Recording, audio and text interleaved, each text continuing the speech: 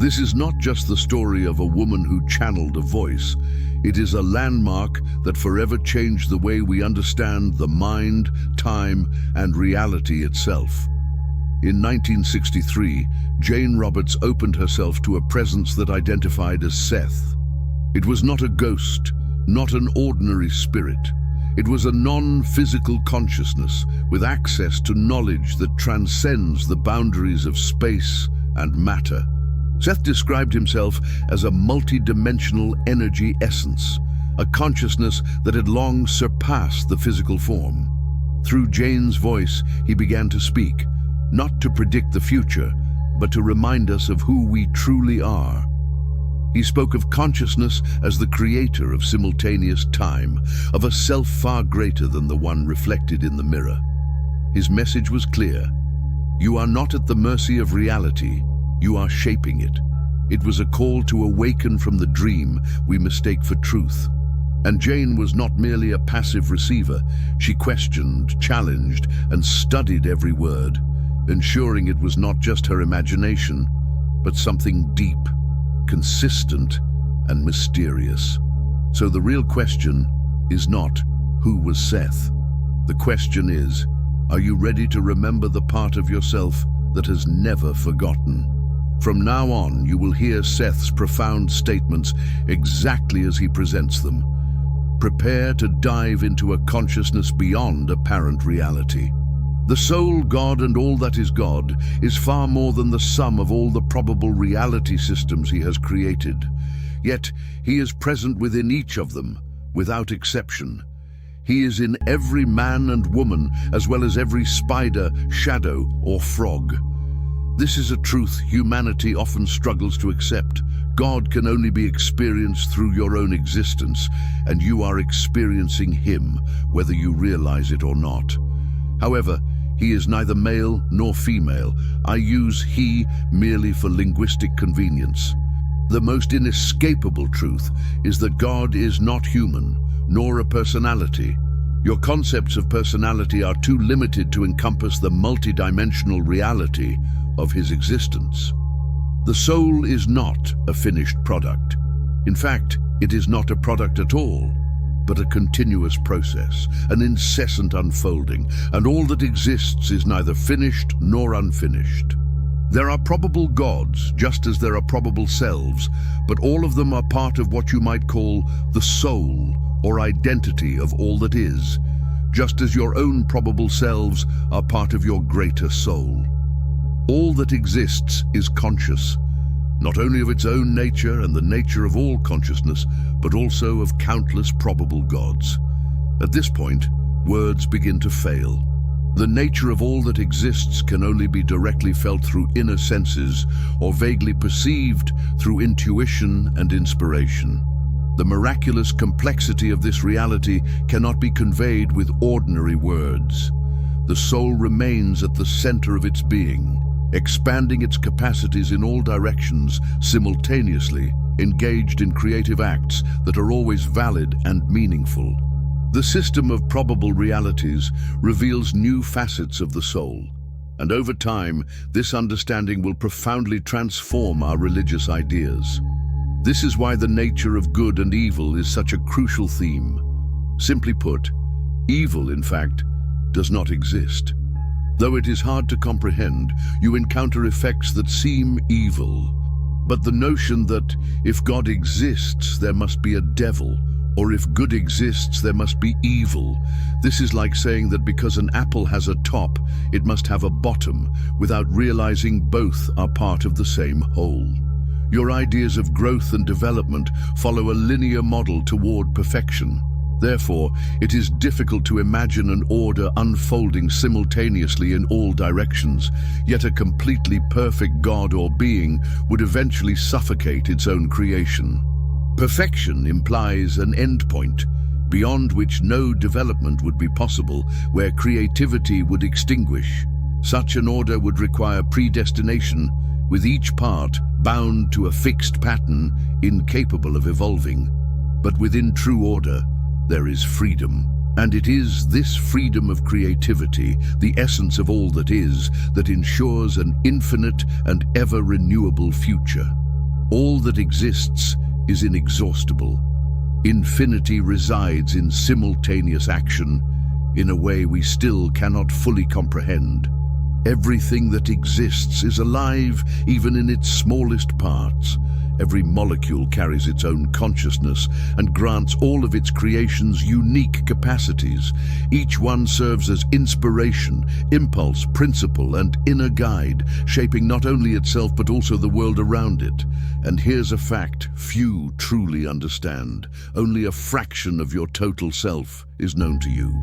When you imagine a supreme being, you tend to project onto it a male personality with traits you admire, attributing to God the qualities you consider powerful or desirable. Over the centuries, this imagined God has shifted, reflecting humanity's evolving self-image. In the past, he was often depicted as cruel and imposing, qualities that inspired fear and envy, especially during humanity's struggles for survival. In this way, humanity created God in its own image. But in an immeasurably vast and ordered reality, these ancient ideas lose their meaning. Even the very concept of a supreme being becomes distorted, weighed down by human limitations and perceptions. If I said that God is an idea, you might misunderstand, because you still don't fully grasp what an idea like that really is, nor the dimensions or energy that sustain it. You tend to believe in ideas the same way you believe in physical objects. So upon hearing that God is an idea, you might think he is less real, without substance or power. But here's the crucial point. Your physical body is the materialization of your own idea of yourself. Without that idea, your body wouldn't exist. And yet, it is precisely this idea that you almost never notice, even though it is the original energy sustaining your physical form. Therefore, ideas are far more powerful than you imagine. If you begin to accept that your own existence is multidimensional, that you live within a field of infinite probabilities, you may catch a glimpse, even if faint, of the reality behind the word God. And then you might understand why it is nearly impossible to express the true nature of God in human language. God, or all that is first and foremost a creator, not just of the physical universe, but of an infinite variety of probable realities, far beyond what you currently know. All that is participates in all probabilities simultaneously. Creation of reality and the power of thought. Do you believe that reality ends where your vision reaches? That is an illusion that must be undone. You must learn to look between events, between objects, within yourself, in the moments when it seems that nothing is happening. Pay attention to events that don't make sense. They are silent clues, often pointing to greater invisible realities that intertwine with your own. Matter, for example, is not as you think. You perceive it only in certain stages. There are forms of matter you still cannot see, just as there are atoms and molecules that appear only at specific vibrational rhythms. When science examines atoms, it observes only their behavior within our physical system, completely ignoring the broader reality they carry. Some of you already understand that just as there are spectrums of light, there are also spectrums of matter that escape common perception.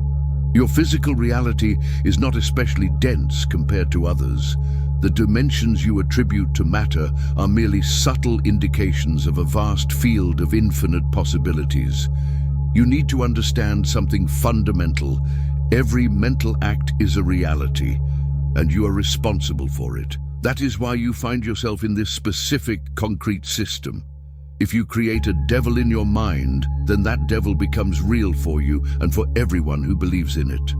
The energy you grant it allows it to develop its own consciousness, but it has no power over those who do not believe in it, who do not feed its energy. It is, in other words, a supreme hallucination. Those who believe in hell and think it was made for them can indeed experience it, but not forever. No soul remains ignorant eternally. What those who sustain such beliefs lack is a deep trust in consciousness, the soul, and all that is. Instead of focusing on what they call good, they are immersed in fear of what they call evil. Hallucinations like these arise from fear and self-imposed limits. The idea of the devil is a collective projection of fear. Collective because many contribute to it. But over time, there have always been those who rejected this principle, understanding that evil does not truly exist. You weave networks of psychic reality that merge with physical reality, but you do not do it alone. Your thoughts interact with those of others, and together they shape the world we know. You are responsible for your thoughts, and you need to learn the true power of thought and emotion. But this shouldn't create fear. On the contrary, it should fill you with joy, the pure joy of creation. Once you understand that your thoughts shape reality, you are no longer a slave to events. You just need to learn the methods to open yourself to new forms of perception. Atoms and molecules, no matter how small, carry their own consciousness and responsibility, but there is a part of consciousness that perceives freely, driven by a creative and playful impulse. Thanks to this aspect, it perceives joyfully, without obligation. Even the air around you sings with its own clear and luminous consciousness. You, however, are not familiar with this lighter burden of perception, the one that often escapes your attention. You fear death so deeply that you dare not disconnect your consciousness, afraid that no one will reconnect it. I do not define good or evil the way you do. You believe that what is gentle is good and what is violent is bad, as if violence and destruction were the same. Following that logic, a soft voice would be benign, a loud voice, malicious. An intense desire becomes bad. But there's something you haven't yet realized. Creative energy does not recognize human judgments, and reality is shaped far beyond our limited beliefs. You fear projecting your thoughts and intentions outward because deep down you believe that power is evil. But listen closely. This universe is good. It knows its own vitality, a creative force pulsing in every atom, every cell, every moment. And this vitality resides within you, ready to be nurtured, explored, and understood. Your own essence is fundamentally good, and you can trust it without reservation. When I speak, I focus my energy, but not on this room as a destination. To me, in real terms, this room does not exist. In fact, in your own terms, it doesn't exist for you either. You just pretend to agree that it exists because it's easier to believe in something you see with the eyes of the body than in something you feel with the eyes of consciousness. We are not meeting in a physical place, not in space or time. The true encounter has nothing to do with the room or the image you have of yourself. You are here in a trance, just as you are immersed in psychological time. If this life is a trance, then it is possible to redirect your consciousness and begin perceiving larger realities that exist now, in the present, beyond what you believe to be reality. You can become conscious of your greater self, just as I am conscious of mine. Probable reality and multidimensionality. Do you think reality consists only of the actions you chose to take? What about the actions you didn't choose? Do they simply disappear? The path you didn't take may seem like a non-event, but the truth is that every thought creates reality, and every possibility is explored. Every action begins as a mental act. This is the foundation of all reality. Each mental act is valid, exists, and cannot be erased. Just because you do not experience it physically does not mean it lacks strength or resilience. Your inability to perceive it does not make it less real. If you wish to be a doctor but chose another path, know this: you are a doctor in another probable reality. If you have talents you don't use here, they are being used elsewhere in another context. These parallel events do not diminish the validity of the soul. On the contrary, they expand it. The soul is a multidimensional and infinite act, where even the smallest probability finds a way to become real. It is a creative field, generating infinite dimensions where every possible accomplishment unfolds, and your existence is interwoven in this web too complex for the three-dimensional intellect to fully comprehend. These probable selves are part of your greater identity, your soul. If you don't perceive them, it's only because you focus exclusively on physical reality, treating it as the sole standard of truth. But every probability generates others, and every conscious act carries an infinite set of unconscious acts that also seek manifestation. Everything you do resonates with your probable selves, and their actions echo back into your experience. If you are open, you can benefit from their knowledge, skills, and understanding. This happens naturally in sleep. That sudden inspiration, that insight that seems to come from nowhere, is often a connection with another version of yourself, someone who has already experienced or tested the idea. You bring it into the now and make it real. Ideas you conceived but never implemented can be executed by your probable selves. And of course, to them, you are the alternate self. Through the inner senses, all these selves are aware of their role in the total being. When the ego quiets, communication between these parts flows freely. In dreams, you may glimpse paths not taken. They may seem like fantasies, but they could just as easily be real events in another system of reality. The past, in turn, existed in countless versions, but you lived only one of them. By changing your memory of a past event, you can alter both its nature and its effects on yourself and others. Suppose an event disturbed you deeply. Don't try to erase it. Instead, reimagine it, replace it with something beneficial. Do this with deep emotional involvement, repeatedly. This is not self-deception. The version you choose becomes a valid event, one that truly occurred, even if it isn't the version you originally focused on. What separates events is not time, but perception. You experience events one at a time, but time itself is merely a psychic structure, an organization of experience. Beginning and end, birth and death are just dimensions like height, width, or depth. You believe you are moving toward an end, but that end is only part of a much larger personal event. Multidimensional reality. A being, an entity, or a soul can never fully manifest in three-dimensional space, but a part of it can be projected here, traverse time, occupy space, and temporarily live in physical form. The entity sees the full picture, the entire personal event at once. For it, time is just another aspect of experience. Your greater reality, however, cannot fit within the narrow structure of three-dimensional life. Your true multidimensional self knows all of your experiences, and this knowledge is available to all parts of yourself, including the physical self you are familiar with. Eventually, all these parts will become fully conscious, and this awareness will transform the way you see yourself, expanding your nature, your consciousness, and your understanding of existence. Consciousness, ego, and the psychology of being. The levels of consciousness we describe may seem distant from your everyday waking state, but these boundaries are arbitrary.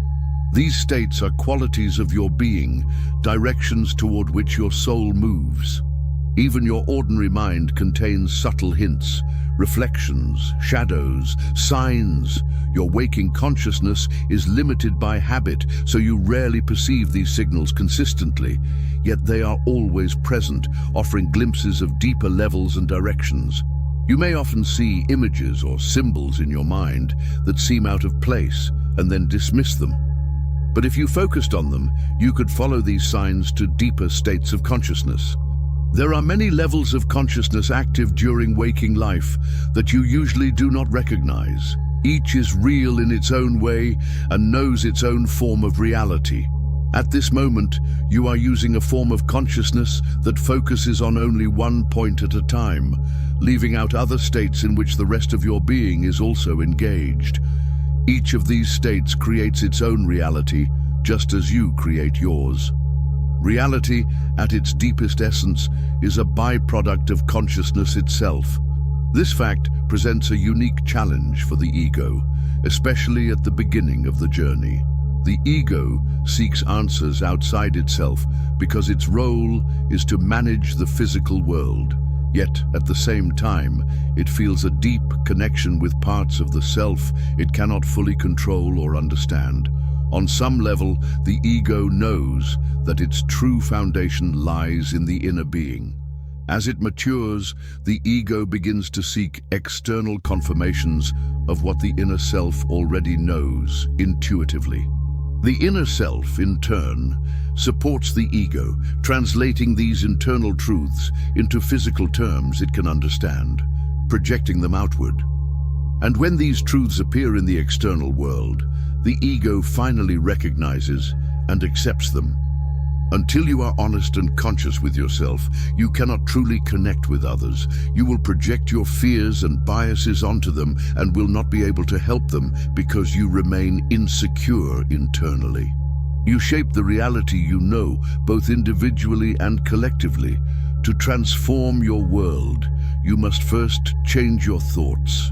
Pay attention to what you tell yourself at every moment because it becomes your reality.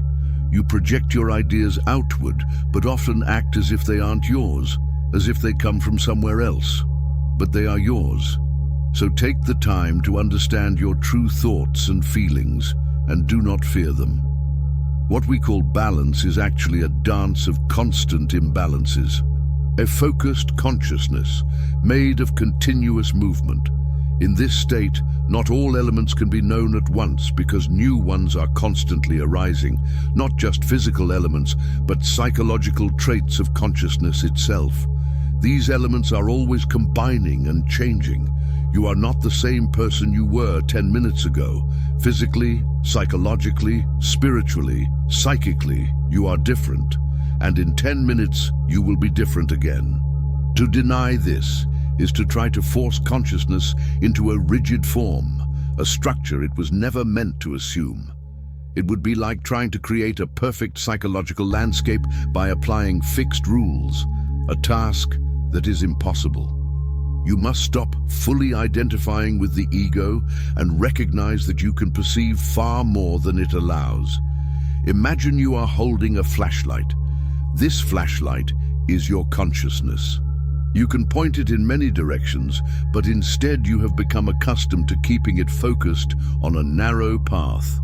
You've forgotten that there are other directions to explore, infinite possibilities waiting for your attention. All you need to do is swing the flashlight to another side. When you do, the path you were following will temporarily go dark, but new realities, images, and discoveries will appear before you. Always remember, you possess immense power within yourself, far beyond the physical world. You are not here merely to exist. You are here to awaken to this reality, to this creative force that shapes universes. You are ready to see what has always been inside you. Awakening is inevitable, and it begins now. Thank you for listening. If you've made it this far, it's because something deep inside you is calling for more. For a purer truth, a sharper awareness, and a more intimate connection with the unseen force that gives shape to the visible. And now, I want to share with you something that will expand your consciousness even further. Get ready to take the next step. I present to you the Map of the Higher Self, a powerful ebook born from my most intense and authentic experiences. It brings together practices, insights, and mental keys that will guide you on a path of clarity, presence, and inner awakening. But it doesn't stop there.